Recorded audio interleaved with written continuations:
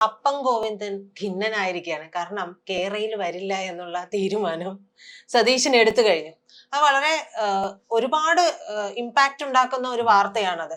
അതിന് ഒരുപാട് ആഴമുണ്ട്. ആഴങ്ങളിലേക്ക് പോയി കഴിഞ്ഞാൽ ഒരുപാട് പേരുടെ ദുരിതം, വേദന എല്ലാം ഉള്ള ഒരു തീരുമാനം. അതിനൊക്കെ ഉള്ള ഒരു മറുപടിയാണ് സതീശൻ എടുത്തിരിക്കുന്നത്.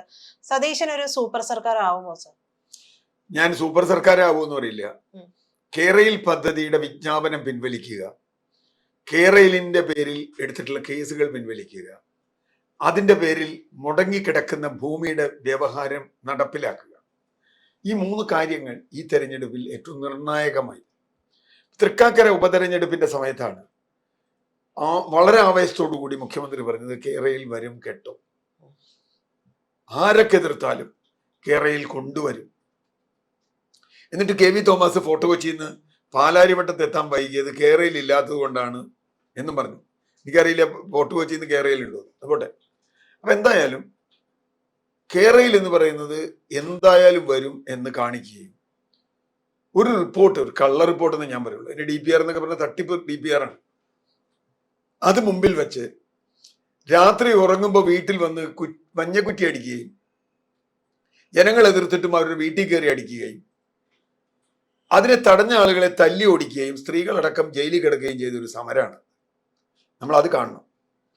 അതിനെ ജനങ്ങൾ എതിർത്തത്, ജനങ്ങൾ എന്ന് പറഞ്ഞാൽ ഭൂമി പോകുന്നവർ മാത്രമല്ല, ഒരുപാട് പേര് അതിനെ ശാസ്ത്രീയമായാണ് എതിർത്തത്. അല്ലാതെ ഒരു വികസനം വേണോ വേണ്ടോ എന്നുള്ള ചോദ്യമല്ല. തെറ്റായൊരു സാധനമാണത്. അത് സാമൂഹ്യമായി വളരെ വലിയ തെറ്റാണ്. 10,000-കണക്കിന് കുടുംബങ്ങളെ കുടിയൊഴിക്കും. കേരളത്തിൽ അവരെവിടെ പോകും എന്നുള്ളൊരു ചോദ്യമുണ്ട്. രണ്ടാമത്, അത് കേരളത്തിന്റെ സാമ്പത്തിക സ്ഥിതിയെ തകർക്കും. 63,000 കോടി രൂപ എന്നാണ് അതിന് പറഞ്ഞത്. അവസാനം അത് 2.5 ലക്ഷം കോടി രൂപയെങ്കിലും ആവും. തീർന്നു വരുമോന്നും അറിയില്ല. കാരണം ബുള്ളറ്റ് ട്രെയിൻ പദ്ധതി മോഡി മുഴുവൻ ശ്രമിച്ചിട്ട് ഇതുവരെ വന്നിട്ടില്ല. അദ്ദേഹം ബോംബെ അഹമ്മദാബാദ് ബുള്ളറ്റ് ട്രെയിൻ തുടങ്ങി 2014-15 17 ഓടുന്നു പറഞ്ഞ വണ്ടിയാണ്. 27 ആ വണ്ടി ഒരു ട്രയൽ റൺ മാത്രമേ ആയിട്ടുള്ളൂ. ദൂരമൊന്നും എത്തിയിട്ടില്ല. പകുതി ദൂരം പോലും പണി തീർന്നിട്ടില്ല. അങ്ങനെയുള്ള സ്ഥലത്ത്, കേരളത്തിൽ കാശില്ലാത്ത ദുരിതമുള്ള കേരളത്തിൽ, ഇത്രയും പ്രശ്നങ്ങളുള്ള കേരളത്തിൽ എങ്ങനെ ഇത് സാമ്പത്തികമായി എങ്ങനെ നിൽക്കുന്നത്? മൂന്നാമത്തെ കാര്യം പാരിസ്ഥിതികമാണ്. കേരളത്തിന്റെ നീരൊഴുക്ക്. ഇപ്പൊ ദേശീയപാതയുടെ പ്രശ്നം എന്താ? ദേശീയപാത പെട്ടെന്ന് നമ്മൾ വലിയ വികസനമായിട്ട് കൊണ്ടുവന്നതല്ലേ. ദേശീയപാത പല സ്ഥലത്ത് ഇടിഞ്ഞു പോകണം. എന്തുകൊണ്ടാണ് ഇടിഞ്ഞു പോണേ? അത് കേരളത്തിന്റെ പാരിസ്ഥിതിക പ്രശ്നങ്ങളാണ്. വെള്ളം കിഴക്കുന്ന് പടിഞ്ഞാട്ട് ഒഴുകുന്നത് തടയാൻ പാടില്ല എന്ന് 2018 മുതൽ നമുക്കൊക്കെ അറിയാം. റൂം ഫോർ റിവർ എന്നൊക്കെ മുഖ്യമന്ത്രി പറഞ്ഞ അതിനാ. അല്ല, റിവറിന് മാത്രമല്ല, വെള്ളം ഒഴുകാനാണ്. അത് കെട്ടുന്ന വലിയ മതിൽ കെട്ടുക. ചെറിയ മതിൽ കെട്ടിയപ്പോൾ തന്നെ ഇടിഞ്ഞു തുടങ്ങി. ഈ വലിയ മതിൽ കേരളത്തിൽ കെട്ടിയാൽ നിൽക്കില്ല. അതിനു വേണ്ട വസ്തുക്കളില്ല. ഇങ്ങനെ നിരവധി ചോദ്യങ്ങൾ ഞങ്ങളെപ്പോലെയുള്ള പരിസ്ഥിതി ആൾക്ക് മാത്രമല്ല, സാധാരണ സ്ത്രീകൾ, ഒരു വലിയ എഡ്യൂക്കേഷനോ ടെക്നോളജിയോ ഒന്നും അറിയില്ല, പക്ഷെ അവർ ചോദിക്കുന്ന ചോദ്യങ്ങൾക്ക് വരെ മറുപടിയില്ല. എന്നിട്ടും അഹങ്കാരത്തോടു കൂടി ഞങ്ങൾ നടപ്പാക്കും, ഇത് വന്നാൽ അതുണ്ടാവും, അത് വന്നാൽ ഇതുണ്ടാവും, അപ്പം വിൽക്കാൻ പറ്റും എന്നൊക്കെയുള്ള വിഡ്ഢിത്തങ്ങൾ. കേട്ടാൽ തന്നെ മനുഷ്യന് മനസ്സിലാവുന്ന തമാശകൾ, വിഡ്ഢിത്തങ്ങൾ കേരളം മുഴുവൻ ധാർഷ്ട്യത്തോടെ പറഞ്ഞാണ്. കേരള ശാസ്ത്ര സാഹിത്യ പരിഷത്ത് ഇടതുപക്ഷത്തോട് ചേർന്ന് നിൽക്കുന്നതാണ്. അവർ പറഞ്ഞു ഇത് ശരിയാവില്ല. CPI ഒരു വിഭാഗം സ്ട്രോങ് ആയി പറഞ്ഞു. അവരുടെ പുരോഗമന കലാസാഹിത്യം, അവരുടെ തൃശ്ശൂർ സ്ഥാനാർത്ഥിയായിരുന്ന ആലങ്കോട് ലീലാകൃഷ്ണൻ ഞാനും കൂടി കേരളയിൽ വിരുദ്ധ സമരത്തിൽ പങ്കെടുത്തിട്ടുണ്ട്. ഇതൊന്നും കേട്ടില്ല. അന്തം വിട്ട പോലെ ചെയ്യാൻ തീരുമാനിച്ചു. അത് കമ്മീഷൻ റെയിലായിരുന്നു. നമുക്ക് പിന്നെ മനസ്സിലായി. കുറച്ച് കമ്മീഷൻ മേടിച്ച് ഞാൻ നിർത്തുക. ഇതിനെതിരായി പ്രക്ഷോഭം വന്നു, പ്രശ്നങ്ങൾ വന്നു, ജനങ്ങൾ വലിയ തോതിൽ വന്നു. 10,000-കണക്കിന് കേസുകളുണ്ട് കേരളത്തിൽ. ഈ പറഞ്ഞ ആളുകളുടെ ഒക്കെ ഭൂമി വെട്ടുകിടക്കുക. എന്താ ഭൂമിയുടെ പ്രശ്നം? ഒരു നോട്ടിഫിക്കേഷനിൽ എൻ്റെ സർവേ നമ്പർ വന്നാൽ ആ ഭൂമി വിൽക്കാൻ പറ്റില്ല, ലീസിന് എടുക്കില്ല, അവിടെ വീട് പണിയാൻ പറ്റില്ല. പഞ്ചായത്ത് ചെല്ലുമ്പോൾ പറയും നിങ്ങളുടെ ഭൂമി കേരളയിൽ പോയിട്ടുള്ളതാ, നിങ്ങൾക്ക് സിൽവർ ലൈൻ പദ്ധതി തീരുമാനമാവുന്നവർ നിങ്ങളുടെ ഭൂമിയിൽ വെക്കാൻ പറ്റില്ല, എത്ര ഭൂമി എടുക്കുന്ന അറിയില്ല. അപ്പൊ അതുകൊണ്ട് ആളുകൾ വല്ലാതെ വിഷമിച്ചു.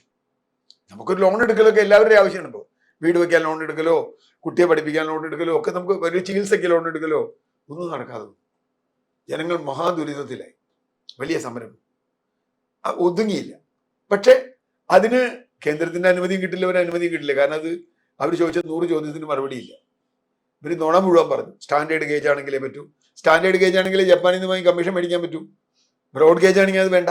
ബ്രോഡ് ഗേജ് ആണെങ്കിൽ ഇന്ത്യയിൽ ഉണ്ടാക്കും, ഇന്ത്യയിൽ വെച്ച് ചെയ്യാൻ പറ്റും. ഈ നിലവിലുള്ള റെയിൽവേയുടെ സന്ധിപ്പിച്ച് കൊണ്ടുപോകണം.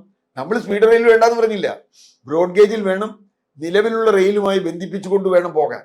ഇതാണ് നമ്മുടെ വാദം ഉണ്ടായത്. അവസാനം അത് പോയി. പിന്നെ ഇപ്പൊ ഗോവിന്ദൻ പറയുന്നത് അത് ഞങ്ങൾ ഉപേക്ഷിച്ച പദ്ധതി. നിങ്ങൾ വെറുതെ ഉപേക്ഷിക്കെടുത്താൽ പോരാ. 10,000ങ്ങളുടെ ഭൂമി അവിടെ കിടക്കുകയാണ്, ലോക്ക് ചെയ്ത് കിടക്കുകയാണ്. 10,000കണക്കിന് കേസുകളിൽ പ്രതികളാണ്. കേസ് ചെറുതായിരിക്കും, പക്ഷെ ഒരു കേസ് ഒരാളുടെ പേരിൽ വന്നാൽ അതിന്റെ ദുരിതം കേസിന് പോയവർക്കേ അറിയുള്ളൂ. രാവിലെ കോടതിയിൽ പോയി നിൽക്കണം, അതിന് കേസ് മാറ്റി വെച്ചു എന്ന് പറയും. പിന്നെ 2 ആഴ്ച കഴിഞ്ഞ് 3 ആഴ്ച കഴിഞ്ഞ് വീണ്ടും പോയി നിൽക്കണം, ജോലി കളയണം, ഇതൊക്കെ കളയണം. സ്ത്രീകൾ, കുട്ടികൾ, അതുണ്ടായ ട്രോമ, ഇതൊന്നും ഗോവിന്ദന് മനസ്സിലാവില്ല. ഇത് ഗോവിന്ദൻ പറയാം അതൊക്കെ ഉപേക്ഷിച്ച പദ്ധതിയാണ്. അവരത് ബുദ്ധിമുട്ട് അനുഭവിക്കുന്നില്ലല്ലോ. ഇല്ല, അപ്പൊ അവരുപേക്ഷിച്ച പദ്ധതിയാണ്. ഇനി അവരുപേക്ഷിച്ചെങ്കിൽ ആ നോട്ടിഫിക്കേഷൻ പിൻവലിക്കാൻ നമ്മൾ പലവട്ടം ആവശ്യപ്പെട്ടതാ, കേസ് പിൻവലിക്കാൻ ആവശ്യപ്പെട്ടതാ, ചെയ്തില്ല. എന്നിട്ടോ ഇവർ അവസാന ഘട്ടത്തിൽ RRTS എന്ന് പറഞ്ഞ, അതിനെപ്പറ്റി ഞാൻ ഇപ്പൊ പറയുന്നില്ല, RRTS എന്ന് പറയുന്ന റാപ്പിഡ് റെയിൽ ട്രാൻസ്പോർട്ട് സിസ്റ്റം എന്ന് പറഞ്ഞ ഒരു പരിപാടിയും കൊണ്ടുവരുന്നത്. അതിന്റെ ആമുഖം, അതിന് ജസ്റ്റിഫിക്കേഷൻ പറയണം എന്താ അറിയോ? കേരളയിൽ പോസിബിളായ പദ്ധതിയല്ല. ആര്? ഈ പിണറായി ഗവൺമെന്റ് തന്നെ എഴുതി കൊടുത്തേക്ക് കേരളയിൽ പോസിബിളായ പദ്ധതിയല്ല. കേരളയിൽ പോസിബിളായ പദ്ധതിയല്ല എന്നുണ്ടെങ്കിൽ ഇവർക്ക് എന്തുകൊണ്ട് ആ ഭൂമി പാവങ്ങൾ ജീവിച്ചോട്ടെ എന്ന് പറഞ്ഞൂടെ? അവർക്കെതിരെ എടുത്ത കേസ് ഇപ്പൊ മഞ്ഞക്കുറ്റി ഇട്ടു. മഞ്ഞക്കുറ്റി പറിച്ചു കളഞ്ഞതാണ് കേസ്. ഒരു കേസ് മഞ്ഞക്കുറ്റി ഇട്ടത് തെറ്റാന്ന് ഹൈക്കോടതി പറഞ്ഞു. അതുകൊണ്ടാ പിന്നെ ഇടാഞ്ഞ്. അങ്ങനെ കുറ്റിയിടാൻ നിങ്ങൾക്ക് യാതൊരു അവകാശവും ഇല്ല. ഹൈക്കോടതിയുടെ വിധിയുണ്ട്. ഇവർ അപ്പീൽ പോയില്ലല്ലോ, ഇതേ പോഞ്ഞ് അടിയിട്ടും കൂടുതൽ. അപ്പോൾ എന്താ പറ്റിയേ?